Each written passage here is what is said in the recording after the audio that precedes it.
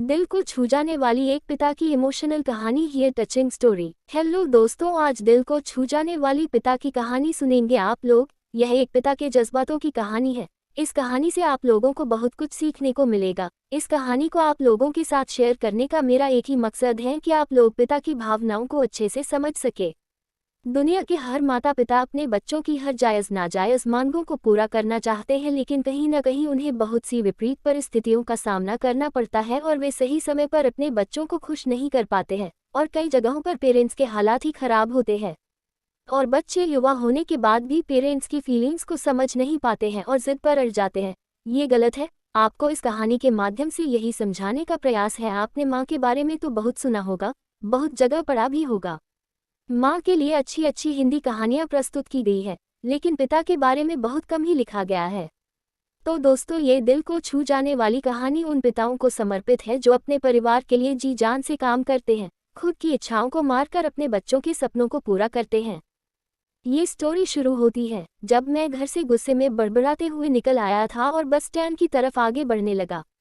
मैं मन ही मन बड़बड़ा रहा था, पता नहीं कितने पैसे छुपा के रखे हैं, लेकिन मेरे लिए एक बाइक नहीं ले सकते।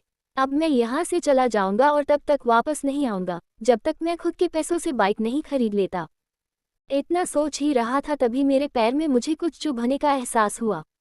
नीचे देखा तो समझ आया कि जल्दबाजी में पापा के जूते पहन आया हूँ। उन जूतों में कील उभरी हुई थी जो मेरे पैर में बार बार घाव किए जा रही थी, लेकिन उस समय गुस्सा अधिक था तो मैं बड़बड़ाते हुए आगे बढ़ गया। एकाएक मुझे याद आया कि मैं पापा का पर्स भी साथ ले आया हूँ। मेरे खुराफाती दिमाग में एक ख्याल आया, क्यों ना आज पापा का पर्स चेक किया जाए, जिसे आज तक उन्होंने किसी को हाथ तक नहीं लगाने दिया था। पता नहीं कौन सा खजाना छुपा है इस पर्स में जो किसी को हाथ नहीं लगाने देते थे। जब मैंने पापा का वह पुराना पर्स खोलकर देखा तो उसमें पैसे तो नहीं मिले, लेकिन पैसों की जगह पर एक डायरी रखी हुई थी। तब मैंने सोचा, ओह, तो यहाँ खजाना छुपा रखा है।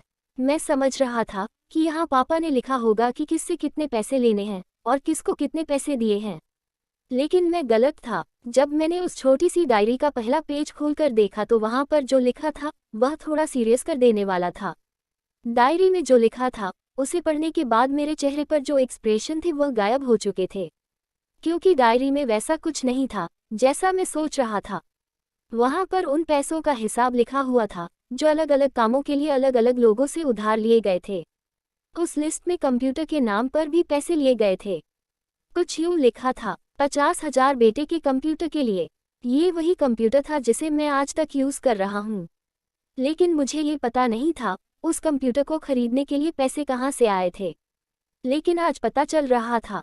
मुझे आज भी याद है जब मैंने पहली बार कैमरे के लिए जिद की थी, जो मेरे पापा ने मुझे 2 हफ्ते बाद मेरे बर्थडे पर ला कर दिया था, जिसे देखकर मैं बहुत खुश हुआ था। और मुझे खुश देखकर मुझसे कहीं ज़्यादा अगर कोई खुश था तो वह थे पापा।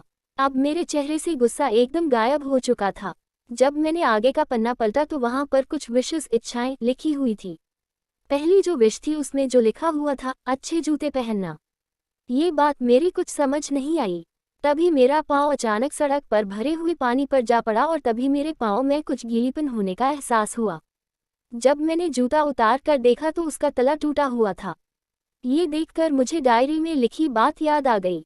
तभी मुझे माँ पापा की कही बातें भी याद आ रही थी कि कैसे माँ जब कहा करती थी पापा से, अब तो जूते पुराने हो गए, नए ले लीजिए, तो पापा अक्सर यह कहकर टाल दिया करते थे, जूते अभी और चलेंगे, अभी कुछ दिन पहले तो लिए थे।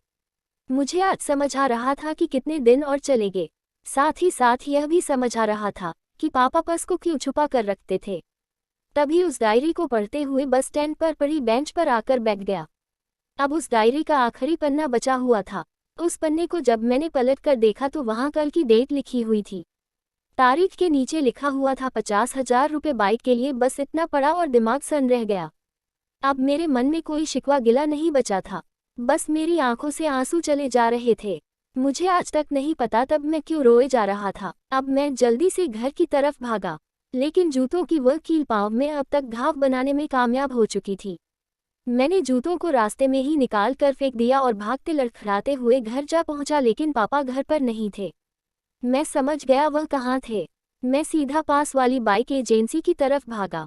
पता नहीं आज कहाँ से इतनी ताकत आ गई थी कि मैं भागते हुए थक नहीं रहा था, और वह भी बिना जूतों के नंगे पैर। जैसे तैसे मैं बाइक एजेंसी पर पहुंचा। पापा वही थे। मैंने पापा को दौड़कर गले लगा लिया और मेरी आंखों से आंसू रुकने का नाम ही नहीं ले रहे थे। पापा को समझ नहीं पा रहे थे आखिर हो क्या रहा है, मैं क्यों रो रहा हूँ। मैंने पापा से कहा, पापा मुझे मोटरसाइकिल नहीं चाहिए, आप अपने लिए जूते ले लीजिए। अब आज से मैं जो भी करूँगा अपनी मेहनत से अपने बलबूते पर पढ़कर करूँगा। दोस्तों, बस इतनी सी थी ये कहानी। ये कहानी लिखते हुए आज मेरी भी आंखें नम हुई है। मुझे आपसे इतना ही कहना है कि ठीक ऐसे ही होते हैं हमारे पिता। हम अक्सर देखते हैं कि हम अपनी माँ से हर बात शेयर करते हैं और माँ भी इसके बदले में हमें बहुत प्यार देती है। लेकिन एक शख्स ऐसा भी होता है जो हमें छुपकर प्यार करता है। वो होते हैं हमारे पिता। ये परिवार में एकमात्र ऐसा व्यक्ति होता है जो अपने बच्चों से उन्हें बिना जताए छिपकर प्यार करता है, खुद की इच्छाओं को मारकर बच्चों के लिए सपने देखता है और उनकी खुशी में ही खुश हो जाता है।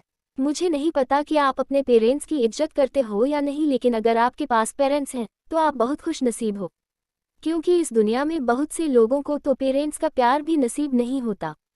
अंत में बस इतना ही कहना है कि माँ बाप की भावनाओं का सम्मान करें। मेरा इस कहानी को आप तक पहुँचाने का मकसद यही था कि मैं आपको पिता की फीलिंग से रूबरू कराऊं, क्योंकि माँ के बारे में लेखकों ने बहुत कुछ लिखा है लेकिन पिता के ऊपर कोई नहीं लिखता। इस कहानी को लिखने के लिए मुझे अच्छी खासी मेहनत करनी पड़ी है। अगर आपको ज़रा भी यह कहानी पसंद आई हो तो नीचे कमेंट करें और अपने दोस्तों के साथ सोशल मीडिया पर शेयर करना ना भूलें।